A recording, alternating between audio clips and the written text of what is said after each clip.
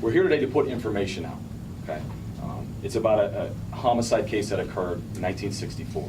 On March 18th in 1964, Marise Chiverella, who was 9 years old, left her residence. She never returned that day. Her residence was in Hazleton City. Later on the same date, she was discovered deceased in Hazel Township. Troop N, Hazleton initiated a homicide investigation. Over the past 55 years, that investigation has not stopped, okay, which is why we're here today. We have new technology at our advantage. We use that technology. Our goal is for you to help us. The Chiverella family and Pennsylvania State Police Hazleton, we want this information out there. We want to put this information out there. If anybody has anything, that can contact us so we can move forward with the investigation. It has not stopped. It is not going to stop.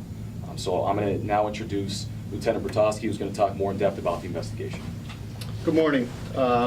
As Trooper Petrosky said, I'm Lieutenant Devin Petrosky, the Criminal Investigations Section Commander for Troop N Hazleton.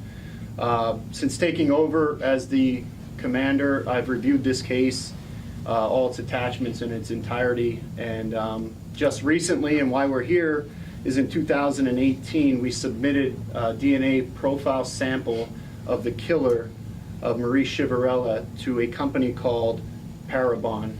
Parabon can create what they call a DNA phenotype, which is the result on our board over here, basically a facial product of your DNA profile.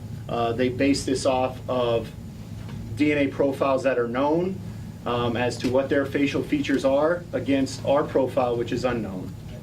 55 years ago today, Marise Chiverella lost her life walking to school. It's a unsolved case of a 9-year-old girl, and she was raped and murdered. And we truly have not stopped working on this case for 55 years.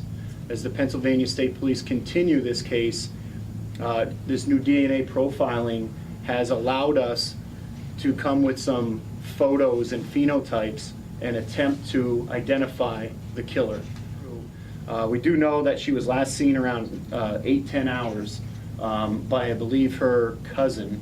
I think it was her first cousin on 4th Street. She was on the north side sidewalk approaching Church Street, which is 309. That was about the last time she was seen. And yes, there were other kids going to school. There were people going to work.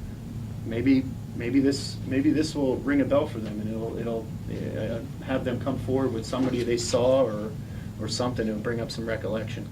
As far as her as a little girl, she was described as a quiet,